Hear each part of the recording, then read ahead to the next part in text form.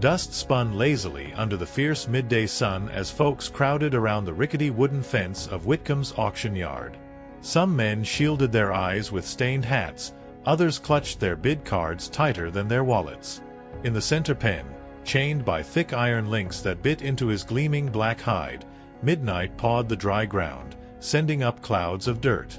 Every snort from his flared nostrils made grown men flinch back, their voices dropping to hushed curses about what accursed creature Silas Whitcombe had dared bring to auction. Near the back, half hidden behind Reverend Pike's broad shoulders, stood Clara Mae Winslow, a tiny slip of a girl whose dress was 2 sizes too big and whose brown hair stuck to her temples in sweaty wisps. No mother pulled her away. No father warned her to keep still. She had drifted from porch to porch in this sun-baked town, never quite belonging anywhere. But here, staring into Midnight's wild, frantic eyes, she felt something she hadn't felt in years. Seen. A sharp gasp shot through the crowd when Clara ducked beneath the lowest fence rail, her thin arms scraping against splintered wood. Eudora Whitcombe pressed gloved fingers to her mouth, while Sheriff Orson McCrae swore under his breath, too slow to react. They watched helplessly as the child, small as a stray kitten, crept closer to a beast that had tossed grown wranglers like rag dolls just hours before. Clara heard none of it. All she heard was the pounding echo of her own heartbeat, strangely steady now that she was closer. Midnight tossed his massive head, chains rattling like distant thunder. One lunge, one kick, and Clara would vanish beneath hooves heavier than her entire body. But she didn't stop. She sank to her knees in the dry dust, letting her skirt stain, and lifted her chin to meet his eyes, black pools of fear and fury flickering with something else. A question. A plea. Her small hand rose, trembling but determined, until her fingertips brushed the sweat-slick leather at his jaw. "I'm not scared of you," she whispered, soft enough that only Midnight heard. "You're just like me." His snort hit her cheeks in hot bursts. The crowd held its breath as the monster shifted, first stepping back, then slowly lowering his forelegs until he knelt before the child, chains sinking into the dirt like old sins being buried. A single tear traced the dust on Clara's face as she pressed her forehead against his.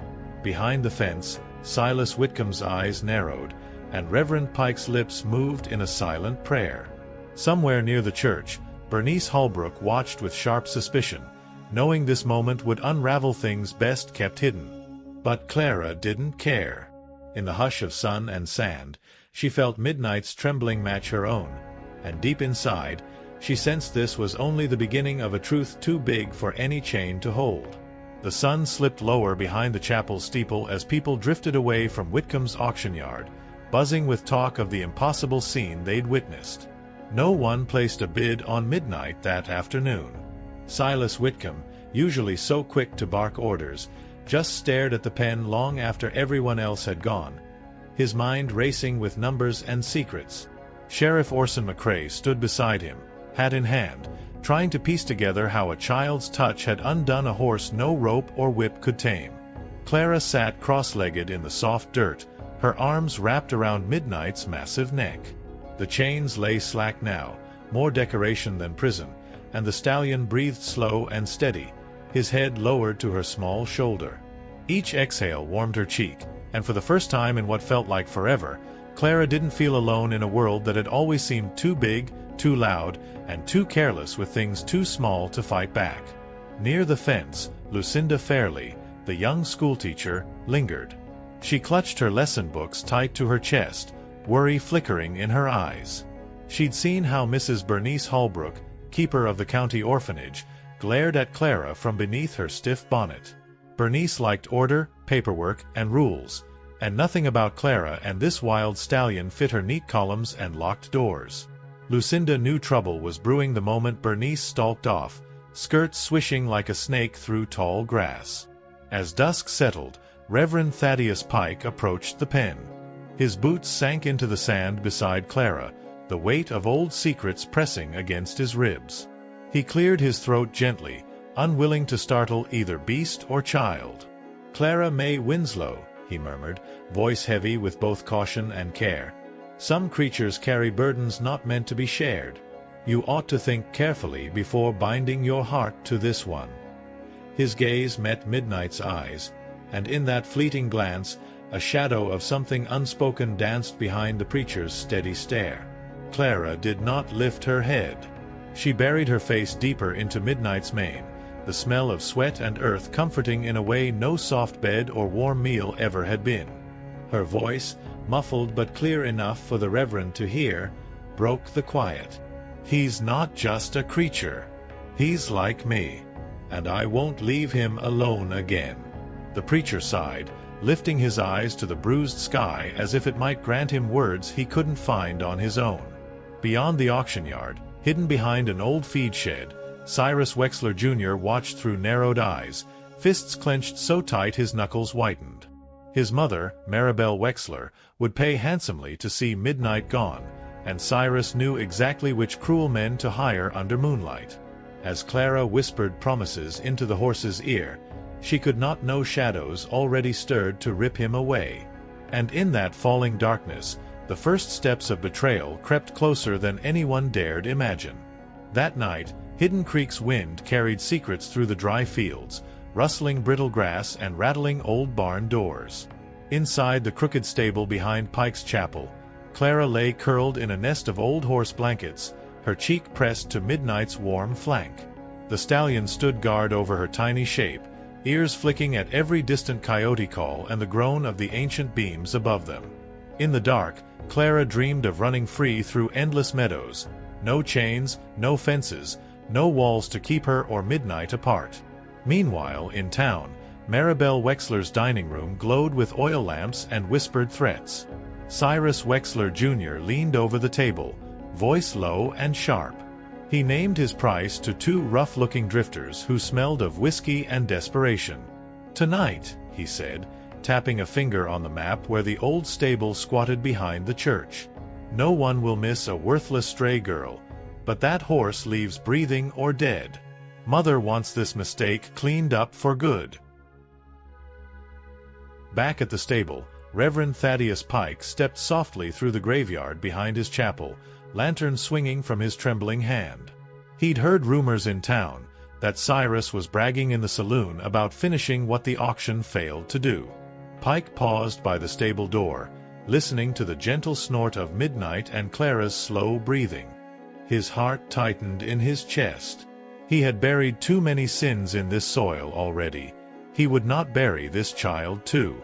Inside, Clara stirred awake to the low rumble of Midnight's chest. His ears pinned back, nostrils flared as if he scented trouble long before any human ear could catch it. Clara lifted her head, blinking in the pale moonlight leaking through the crooked roof.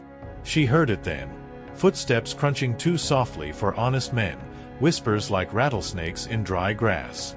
Fear slid icy fingers down her spine, but she did not cower. She pressed her forehead to Midnight's neck, whispering, "It's okay, boy. I won't let them hurt you." The drifters slipped around the corner of the stable, boots muffled in straw. One carried a length of chain, the other a rusted shotgun hidden under his coat. Cyrus lurked in the shadows behind them, his grin wide and cruel.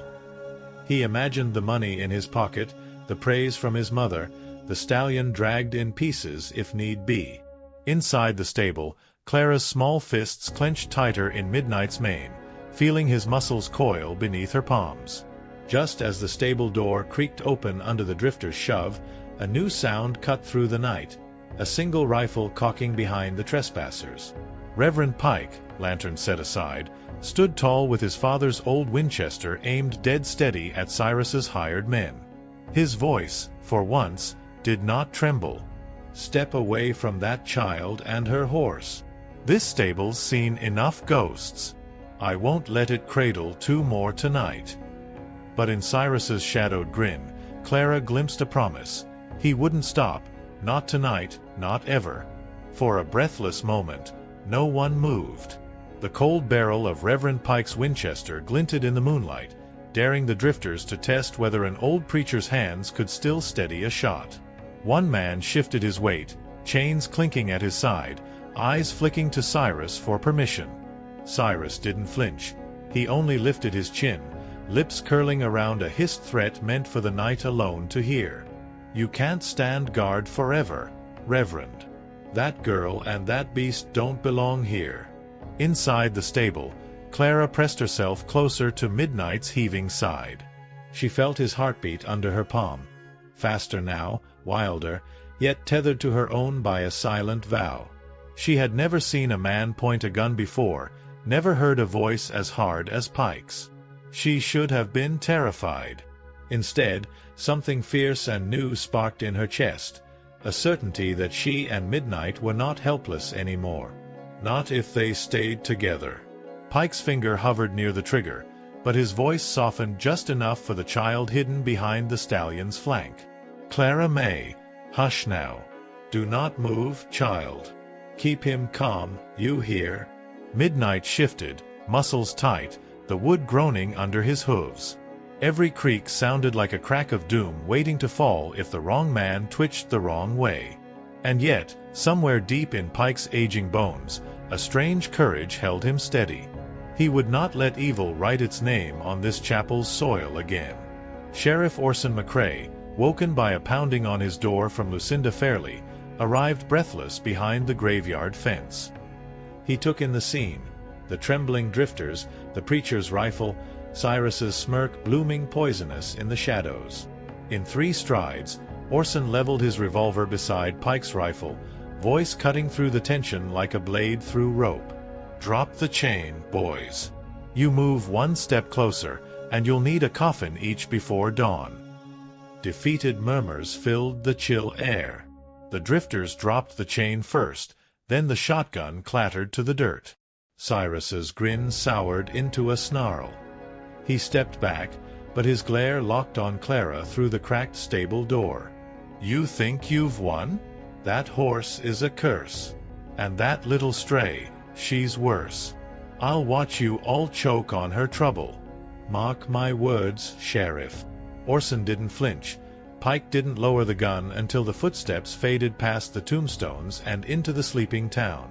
Inside, Clara buried her face in Midnight's mane, tears finally spilling from eyes that refused to blink before.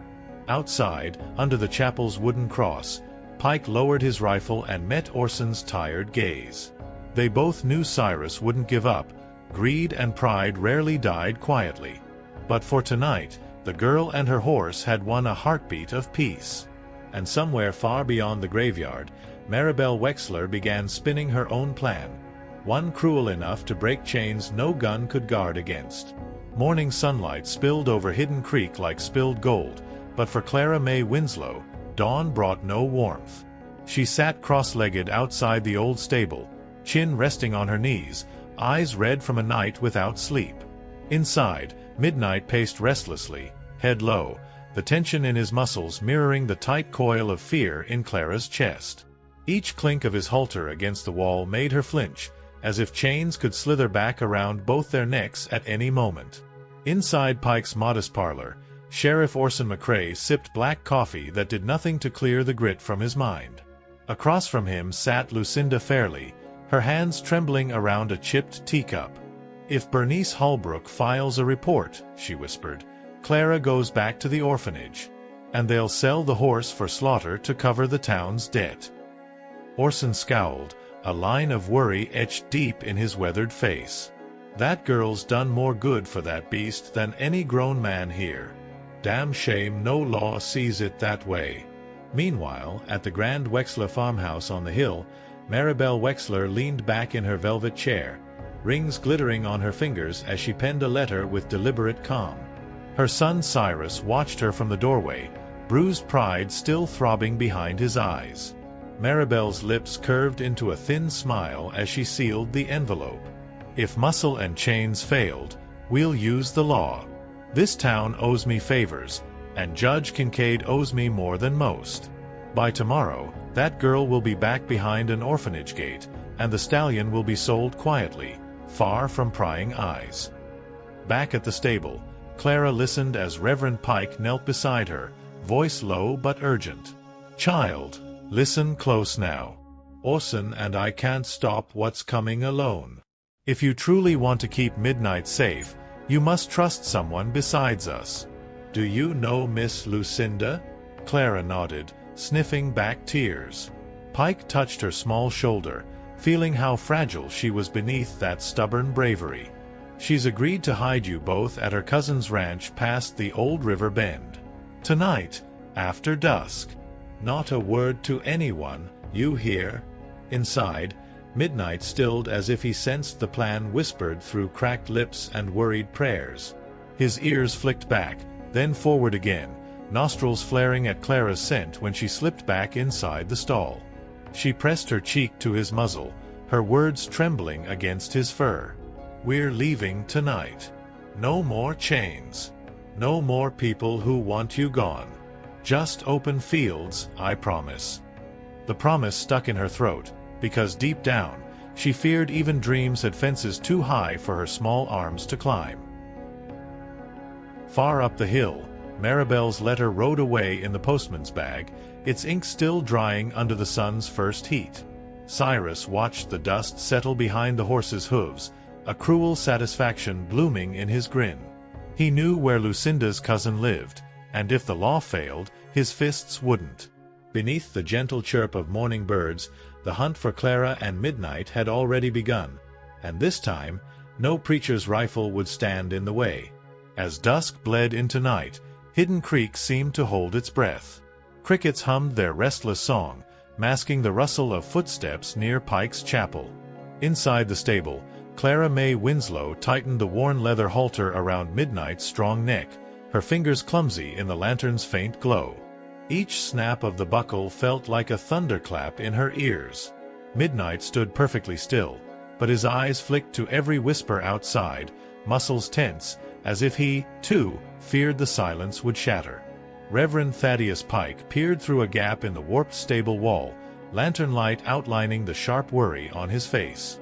Beside him, Lucinda fairly knelt in the straw, helping Clara gather her small bundle of clothes and a crust of bread wrapped in an old handkerchief. Lucinda's voice was barely a breath. We must hurry, Clara. Orson waits by the river bend with a wagon. Once you cross, the Wexlers can't touch you without trespassing on Merton land, and even Maribel won't risk that scandal. Clara nodded, clutching Midnight's halter tight. Her heart pounded so hard she wondered if the horse could feel it through the rope. She whispered into his ear, words so soft only he would ever hold them. We're almost free, boy. Just a little farther.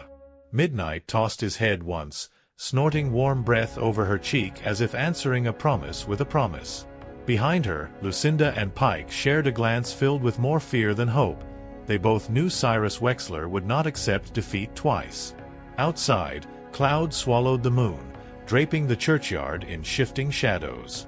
Orson McCrae waited by the old wagon, reins in hand, eyes darting to every sound in the grass. He'd hitched his own horse alongside, praying its familiar scent would calm the big stallion once Clara led him out. His revolver rested hidden under a folded blanket on the seat, a last resort he prayed he'd never need to reach for tonight. At the stable door, Clara took a breath so deep it trembled in her chest. Pike unlatched the old wood, whispering, "Go, child.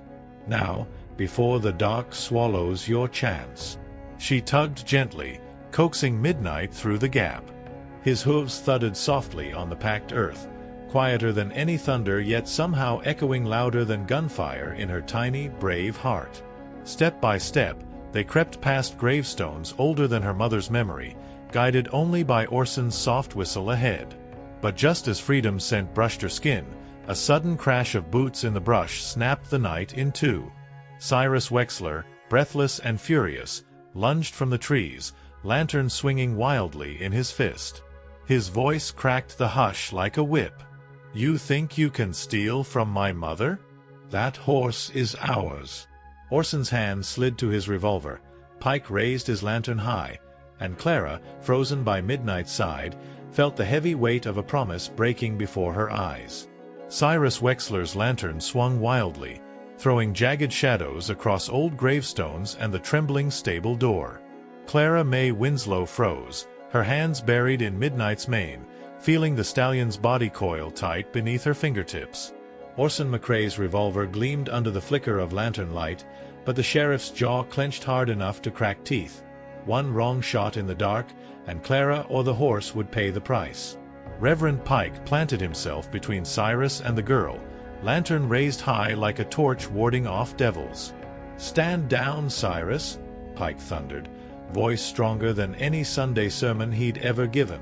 But Cyrus only laughed, a sound sharp and mean, echoing across the chapel yard. "You old fool! This is my mother's property, and that beast is worth more than this broken church. Step aside, or you'll preach your own funeral come morning." Midnight snorted, hooves stamping the dirt, muscles shivering with barely leashed panic. Clara pressed her cheek to his neck, whispering broken words of calm while her own heart roared for her to run. Lucinda fairly grabbed Clara's arm, tugging her back behind Orson's broad shoulder. The sheriff squared his stance, revolver steady now, eyes locked on Cyrus's sneer. "You're done, boy. Go home before I drag you in for attempted theft and trespass." But Cyrus was past reason. His lantern dropped into the dry grass, flame licking hungrily at brittle weeds. In a heartbeat, fire hissed to life, crawling toward the old stable's wooden walls like a hungry snake. Midnight reared, shrieking a sound no child should ever hear from an animal. Clara screamed, clutching his reins, trying to pull him away from the hungry glow. Orson fired once into the air, the crack echoing through Hidden Creek, but the blaze laughed back in orange tongues. Reverend Pike rushed forward, stomping at the flames with his coat, but sparks spat past him, dancing up the stable's side.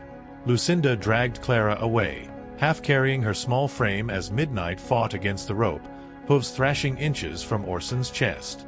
Cyrus, pale now in the firelight, stumbled back, horror dawning too late on his sweating brow. He had wanted to break them, not burn them alive. In the chaos of smoke and yelling, Clara ripped free of Lucinda's grip and ran to Midnight's side, eyes streaming from heat and terror. She pressed her forehead to his, ignoring the way sparks bit at her hair. "Trust me, boy. Please, run now." With a final desperate tug, she yanked the halter loose. Midnight lunged forward, tearing free just as a beam cracked above them. Firelight flashed over Orson's revolver, Pike's prayers, Cyrus's curses, and the night split open with the thunder of hooves pounding toward freedom, carrying Clara clinging to the only family she had left. Midnight's hooves struck the earth like thunder, cracking the backbone of Hidden Creek. Sparks and embers flared behind him as the old stable roared into an orange grave for secrets too long kept. Clara Mae Winslow clung to his mane, her tiny fists wrapped tight in coarse black hair, smoke stinging her eyes and throat until every breath burned like truth torn from a liar's tongue. Beneath her, Midnight ran without fence or rein, carrying her far from chains, fire, and the men who would break them both. Behind the blaze, Reverend Pike coughed through the acrid smoke, his old lungs fighting betrayal and flame in equal measure. Sheriff Orson McCrae barked orders at townsfolk who stumbled from their homes in nightclothes, forming a bucket line too late to save the stable but quick enough to keep the chapel from burning to the ground. Cyrus Wexler, hands scorched and pride reduced to ashes, was dragged away in the sheriff's iron grip, spitting threats and begging the shadows to forgive him all at once. Miles away, Clara pressed her cheek to Midnight's neck, feeling the slick sweat and raw power beneath his skin. Trees blurred past, pines, oaks, moonlit brush tearing at her arms as she ducked low against his gallop. She had no saddle, no lantern, no map. Only the dark, the wind, and a promise too stubborn to break. Somewhere deep in her heart, Clara knew she couldn't outrun everything. But tonight, she would outrun enough. By the time Midnight slowed, foam streaked his flanks and Clara's hair clung to her tear-wet face. They stood near the creek that cut through Merton's boundary, a gentle line that even Maribel Wexler's money wouldn't dare cross without scandal. Clara slid from his back, knees buckling in the damp grass. She buried her face in his side, sobs quiet but fierce, not of fear but relief. Midnight's labored breath answered her, the great beast lowering his head to nuzzle her shoulder as if to say, "You saved me too." Back in town, Lucinda Fairley found Reverend Pike kneeling alone where the stable once stood. His face glowed red in the flicker of dying embers. She laid a gentle hand on his shoulder. "Where will they go now?" she asked, her voice cracking. Pike's reply was barely more than a prayer whispered to the ruin at his feet. "Far enough to find mercy, I pray, and strong enough to outrun the sins chasing them." Far down by the creek's edge, Clara lifted her head to the starlit sky. Midnight stood beside her, dark against the whispering water. She knew tomorrow would bring hunters, rumors, maybe more fire. But tonight, under this blanket of cold stars, they were free, if only for a heartbeat. She pressed her palm to Midnight's muzzle, her whisper soft but unshakable. "No more cages, boy. Not now. Not ever again." And deep in the woods behind her, hidden eyes watched, waiting for dawn to bring its price. By the time the first pale light slipped between the trees, Clara Mae Winslow had not slept a wink. She sat curled against Midnight's warm side, tucked beneath a low cedar whose roots tangled deep into Merton's land. Each time the creek bubbled nearby, she imagined footsteps instead of water. Every owl cry snapped her eyes open, searching the shadows for men with lanterns and rope. But no one came yet, only the slow, honest dawn that always arrives, no matter how dark the night before. Back in Hidden Creek, Maribel Wexler sat stiff-backed in her velvet chair, a cup of cold tea forgotten by her elbow. Cyrus, bandaged and silent, stood at the window, bruises blooming purple beneath his eyes. His mother's voice was soft, but each word dripped venom. "You failed me twice, boy. Do you think this town fears fire? They fear scandal more. And scandal is my gift." She tapped a sealed envelope with her ringed finger, a letter bound for Judge Kincaid's hands before noon. In her mind, Clara and her horse were already ghosts. At the same hour, Sheriff Orson McCrae and Lucinda Fairley stood at the charred skeleton of the old stable. Blackened beams still hissed smoke at their boots. Orson's hat lay at his feet, his face drawn tight with worry lines. "I should have locked that boy up years ago," he muttered. Lucinda shook her head, stubborn hope softening her voice. "They're smart, Orson. Clara has more courage in her little bones than half this town's grown men. She'll find a way." Neither said what both feared, that alone, a child and a wild stallion had little chance against money and law. Near the creek, Clara dipped her hands into the cold water, scrubbing soot and tear tracks from her face. Midnight grazed nearby, ears flicking at each bird call. She knew they couldn't stay here forever, not even a day longer.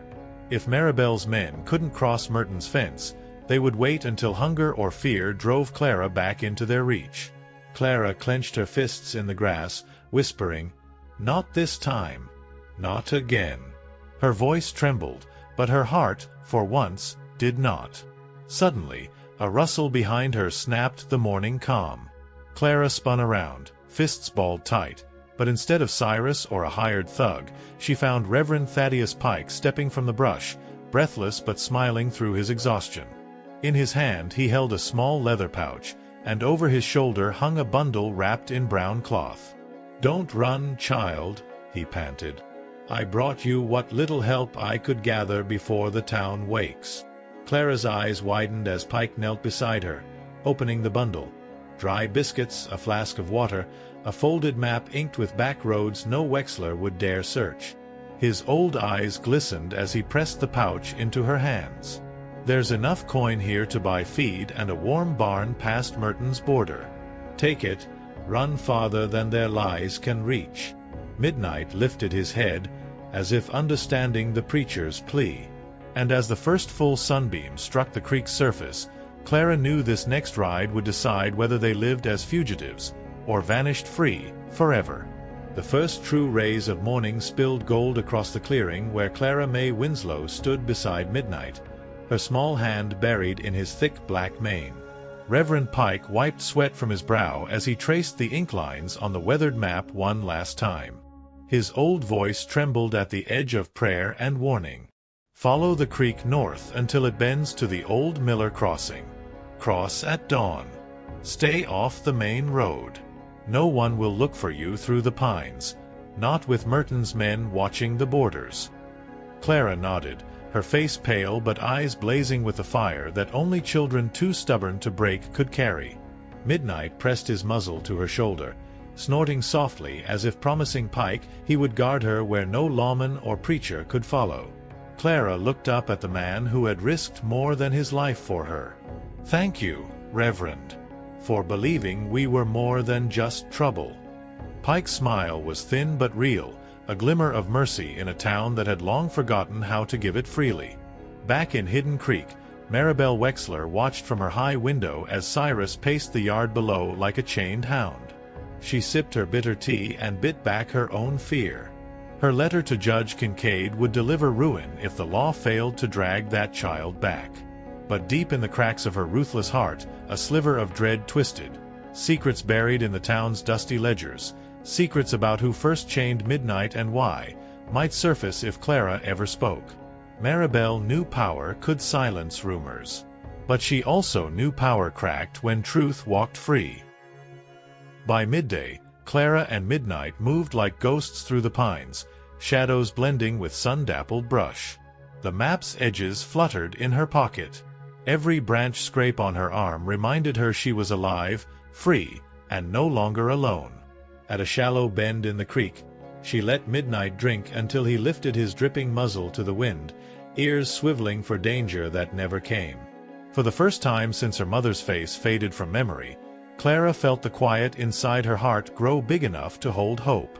When dusk came again, she found an old abandoned barn just past Miller's Crossing, half swallowed by vines but dry and hidden enough for one small girl and a stallion too big for any cage. She spread her tattered blanket in the hay, curling beside Midnight's massive frame. Outside, crickets sang under a moon that owed nothing to fear. Clara pressed her palm to his chest, feeling the steady drum of life that matched her own. "We made it, boy. Far enough for tonight.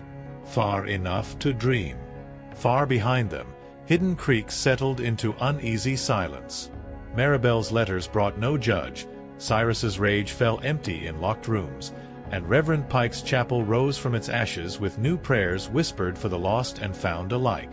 And beneath the endless stretch of sky, Clara Mae Winslow, once just an orphan nobody claimed, closed her eyes beside the only soul who never asked her to be anyone but herself. Proof that sometimes, freedom is simply having somewhere safe to sleep, and someone wild enough to run beside you when dawn comes again.